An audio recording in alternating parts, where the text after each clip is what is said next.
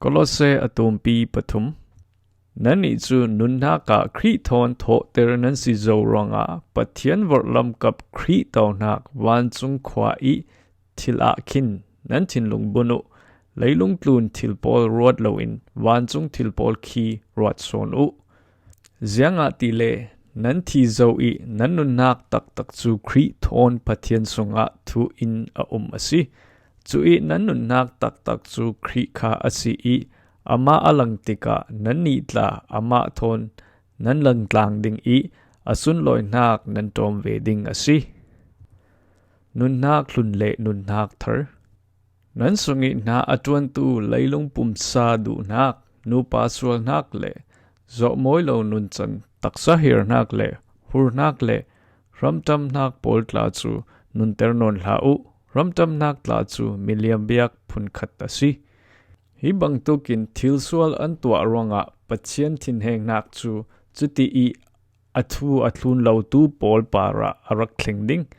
tu I hlala chun nan ma hrim hrim tla hi chuwang tuk taksa du nak I ukmi nan raksi I tisa hir nak sung I anung mi nan raksi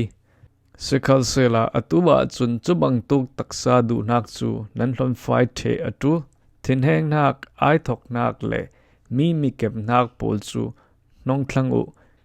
mi mu som nak tong si se tong sia si se nan ka sung in nan suak ter lo pai nan nun hlun nun chan zia za chu nan phuak zo ronga pakhat le pakhat boom onon hla u chule nun thar zia za nan hruk o zo I chui nun thar chu asiam tu pathian in ama I mui mel keng sin vi vo ding in chatlo in athar ter ring ring chuti I athar ter nak chu ama pham kim zeti nan thei suak nak ding hranga asi chuti asi ronga gentle mi le juda mi ti in si se certain le tan lo ti in si se mi a phun ti le ziang thu man thei lo ramsa phun sal pol ti le mi luat pol ti I thlai dan ok na ka non lo khri long hi ziang zong za asi I ziang mo sunga a asi nan ni chu pathiani minung nan si alo du dot hai I ama I hranga alo hril mi nan si churanga zon ro nak zang fa thin pem nak tangdor nak thin lung nem nak le thin sau nak pol chu ni puan bang in hruku pakhat le pakhat kara thin lung mu ok lo nak le phunzai nak a chun pakhat le pakhat zon ok thei nak le ngaidam nak nei u boipa in alo ngaidam vekin nan ni tla pakhat le pakhat ngaidam o ve u chule hi bang tuk zia za tha nan nei mi tluna du dot nak beb chi u zianga ti le du dot nak chu zian ting kim pham kim zeti afing khoi tu le rem thep I atwa tu asi kri I alo pek mi dai nak chu thu nan ruat nan rel chat na kipa alo how tu a tua u zianga ti le hi dai nak sung I umdinga pathian in taksa rong pakhat sunga alo khom mi nan si chule lung oi ai pong in omu kri thu thang tha chu nan thin lung sunga atlam tling nak phunzakip thon cham ring se phim nak phunzakip thon pakhat le pakhat zero in nunsim o u lan ok nak hla thangthat nak hla le